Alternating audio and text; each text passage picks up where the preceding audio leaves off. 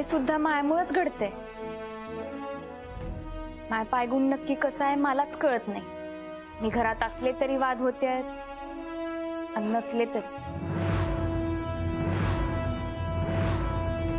पण तुम्ही काळजी करू नका, तुमची सून तुमच्या सोबत येईल।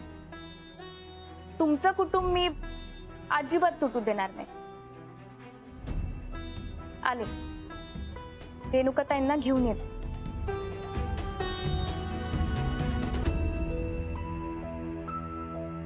देशमुख साहेब, तुम्हाला असं खरंच वाटतं का अजूनही की मुक्ता जर ह्या घरात असेल तर तुमच्या इज्जतीला प्रतिष्ठेला तो प्रतिष्ठेला धक्का बसेल? हो खरंय। तुम्ही शांत बसावं, आता सगळं मिटत आलंय, पुन्हा तमाशे नको। त्यात रेणुकाने सुद्धा वेदला स्वतःसोबत रूम मध्ये कोंडून घेतलंय।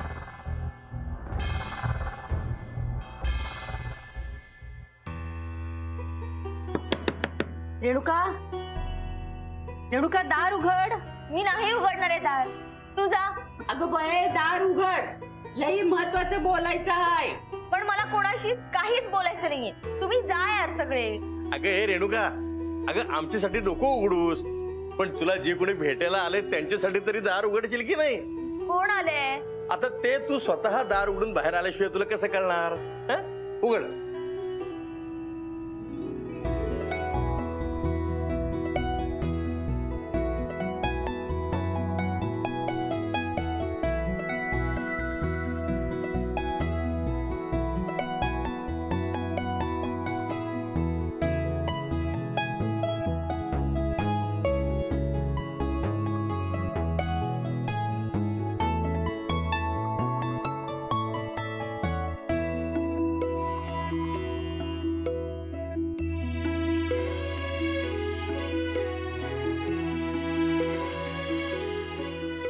आलीस तू? का केलंस ग असं? काय घर सोडून गेली?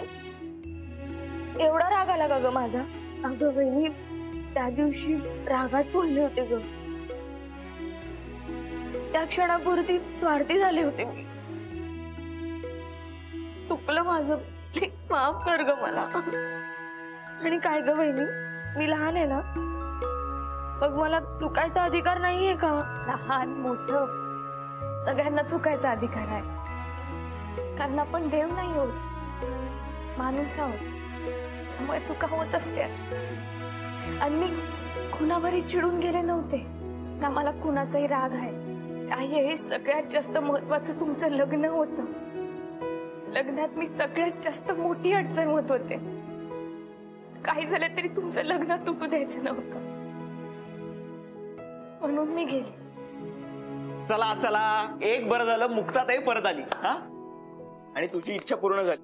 हा, मग आपण आता आपल्या घरी जाऊया। अशी एक फाईट देईन ना तुला मी।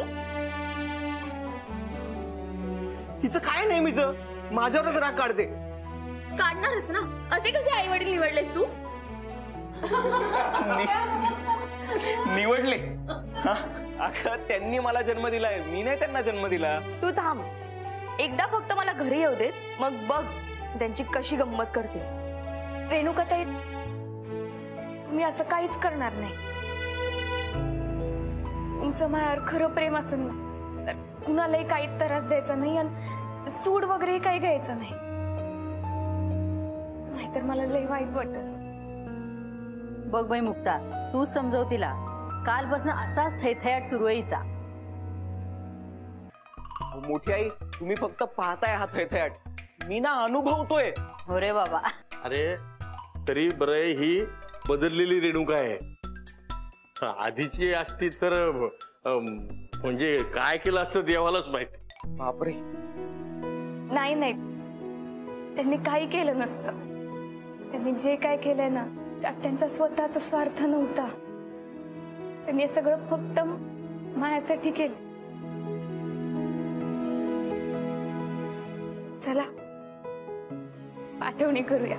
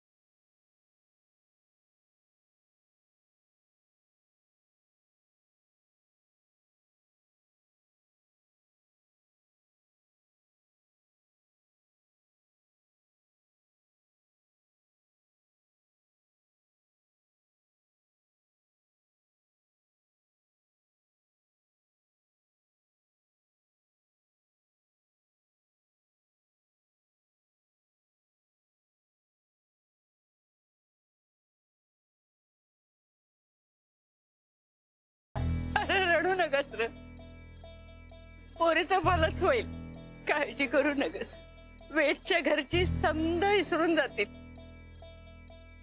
समद चांगलंच होईल बघ. मुक्ता, बरं झालं तू आलीस, नाहीतर रेणुका कवाच घर सोडून गेली नसते. तू आलीस म्हणून ती आता बिनगोर झाली. आजी मी फक्त पाठवणीसाठी आली. मी निघाली. ए काय बरं ते अस,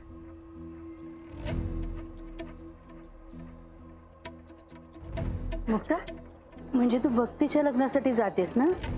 लग्न संपलं की परत येणारच आहेस ना तू? बहिणी, असं काय बोलतेस तू? कशी येणार ती परत? अगं रेणुकाच्या सासरच्यांना तिने शब्द दिलाय, ती तो शब्द पाळणार, बरोबर?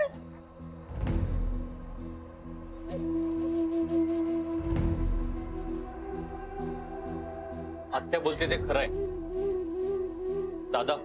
आणि मला पण असं वाटतंय की ही इथं आल्याचं जर रेणुकाच्या सासरी कळालं तर ते लोक तिला त्रास देतील, त्यामुळे हिने इथं न आलेलंच बरं. युवराज, बस झालं. रेणुका आणि मुक्ताची काळजी घ्यायला मी समर्थ आहे, तू नको काळजी करूस तिची. दादा हो, असं का बोलताय? रेणुका माझी पण बहीण आहे, मला तिची काळजी नसणार आहे का? ते तुला काळजी असेल कदाचित, पण तुझ्या बोलण्याने ती खरी असं वाटत तरी नाहीये मला युवराज. नाही मोठी आहे, अंबिका त्या युवराज भाऊ काहीच चुकीचं बोलत नाही. रेणुका त्यांच्या संसारात मी कायम अडचण ठरणार, त्यापेक्षा मी आत्ताच गेलेली बरी आहे. मुक्ता बहिणी, अगं प्लीज नको जाऊस ना ग, एकदा आमच्या चेहऱ्याकडे बघ तरी. बहिणी तुझ्याशिवाय घर सुना सुना वाटतंय ग, प्लीज नको जाऊस बहिणी. गायत्री, नशिबानं आपल्याला जी वाट दाखवली ना त्यावर आपण चालत राहायचं. मध्ये किती अडथळे आले, काही झालं तरी थांबायचं नाही.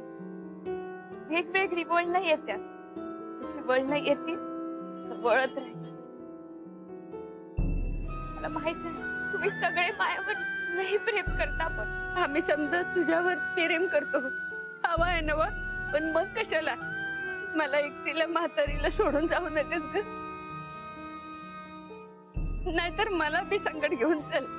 तुला आठवतंय इथंच तू मला म्हणाली होतीस तुझ्या संकट तुझ्या घरी मला घेऊन जाशील म्हणून. तुम्ही माझ्या आजी सारखे आहात. तुम्हाला या घरात नसेल ना राहायचं तर तुम्ही माझ्या घरी चला, मी सांभाळीन तुम्हाला. आजी पण त्यावेळीस परिस्थिती वेगळी होती, बंदिस्त होता. तुमच्याजवळ तुमची माणसं आहे. माझ्या माणसात तू बी येतीस, मग तू कुठे आहेस? जाऊ दे तिला, तुझं ठरवलेलंच आहेस. जर तिची इच्छा नसेल इथे थांबण्याची तर तिला नाही अडवायचं आपण. जा तू जा, हा तिथे जाशील तिथे आनंदाने.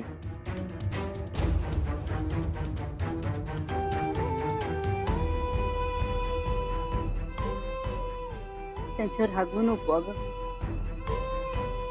त्यांच्या दोन्ही लेकी घर सोडून चालले. एक निदान सासरी जी चालली आहे ती परत तरी येणार आहे, कधीतरी भेटणार आहे, बोलणार आहे. तुझं तसं नाहीये ना. परत येशील, भेटशील, बोलशील, काहीच माहिती नाही. हा सगळा कल्लोळ मनात चाललंय अगं. समजू शकते, माफ करा मोठी आहे. येते.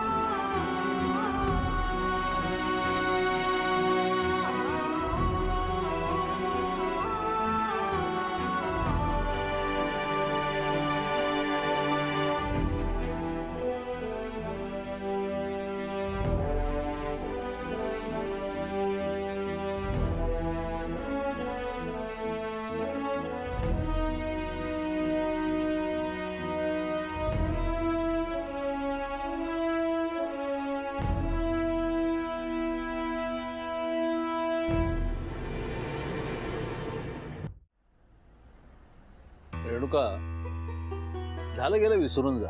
आता तू नवीन घरात प्रवेश करतेस, छान आनंदात आयुष्य जगूयात. अरे हा, तू स्वयंपाक करायला शिकलीस असंही कळलंय. हो, मी सुद्धा तुझ्या हातची भरली वांगी खायला आतुर झाले.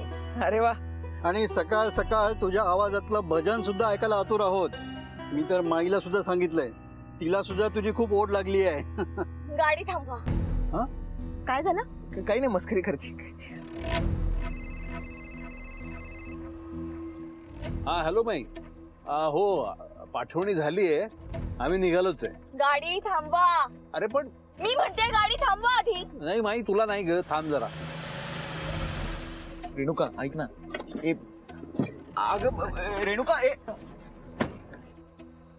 काय चाललंय? नाही नाही माई, तुला नाही. मी म्हटलं होतं ना आम्ही दोघं पब्लिक ट्रान्सपोर्टने ट्रॅव्हल करू म्हणून. वेद, तू येतोयस की नाही?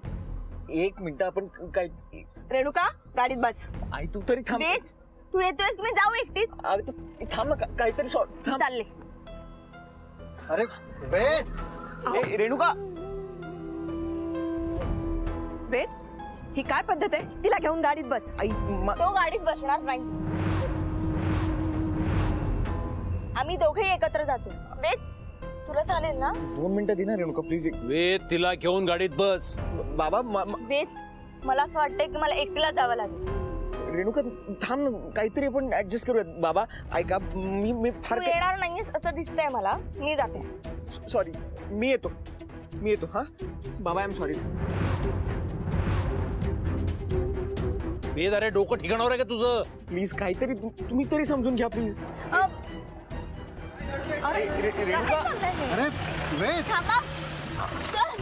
अरे वेद, काय रेणुका, वेद, सदरीला गाडीतून न जाता अशा कडेने प्रवास करायची हीच माझी इच्छा. थँक्यू माझी इच्छा पूर्ण केल्याबद्दल. चला चला काका, चला. वेद. अरे वेद. वेद, अरे काय चाललंय भर रस्त्यात? ही आहे ना, ही मुद्दामून करतेय. अरे पण ह्याला कळायला नको का? ती म्हणली बस, हा नंदी बैलावर का मान अजून बसला गाडीत. विश्वास, तुला तुझ्या मुलाला ताब्यात ठेवता आलेलं नाही. आता काय करायचं ते सांगाल का? अहो थांबा, तुम्ही काय म्हणताय? ते दोघं जर आपण जायच्या आधी घरी गेलो ना, तर तुमच्या बहिणीसमोर वेगळाच कर होईल. चला, ते जायच्या आधी आपल्याला जायला पाहिजे. चला. दादा, अरे रेणुका जरी आता आपल्या सगळ्यांच्या देखत त्या फुलांनी सजवलेल्या गाडीत बसून गेली असली ना, तरी मध्येच त्या गाडीतून उतरणार आहे ती आणि पब्लिक ट्रान्सपोर्टनं वेदच्या घरी जाणार आहे. म्हणजे असं ती मला सांगून गेली आहे. ही पोरगी काय असं त्यासनी सोडणार नाही. समजा राग कसा बी करून त्यांच्यावर काढणारच. हो आई, पण रेणुकाने असं वागता कामा नये. 2-3 दिवसांचा प्रश्न नाही आहे ग. त्या घरामध्ये तिला अख्खं आयुष्य काढायचंय. हो ना, तिला कसं समजवावं ना तेच कळत नाहीये. दादा मामा, एक बोलायचं होतं. बोल ना. मी बिझनेस करायचा जो निर्धार केला होता तो तुमच्या सपोर्टमुळे आणखीन पक्का होत चाललाय. दादा मामा, खरंच थँक्यू सो मच. आणि दादा मामा, माझ्यावर विश्वास ठेवा. माझ्या आई बाबांनी जसा धोका दिला तुम्हाला तसं मी कधीच करणार नाही. तशी तू वागू पण शकत नाहीस ग. काय ना, तू खूप खरी आहेस, निरागस आहेस, सच्ची आहेस. प्रयत्नपूर्वक सुद्धा त्यांच्यासारखा नालायकपणा तू नाही करू शकत. दादा मामा, आणखीन एक बोलायचं होतं. मला माझ्या आई वडिलांची ना खूप लाज वाटते, म्हणून मी ठरवलंय की मी त्यांच्याशी जास्त संबंध नाही ठेवणार. आज त्यांच्यामुळे मुक्ताबाईंनी आपल्या सोबत नाहीये आणि त्यांनी जो तुम्हाला त्रास दिलाय ना, तो मी नाही विसरू शकणार. दादा मामा, आपल्या घरात किती आनंदाचं वातावरण होतं, पण त्यांनी तो आनंद संपवला. दादा मामा, मला नाही राहायचंय त्यांच्यासोबत.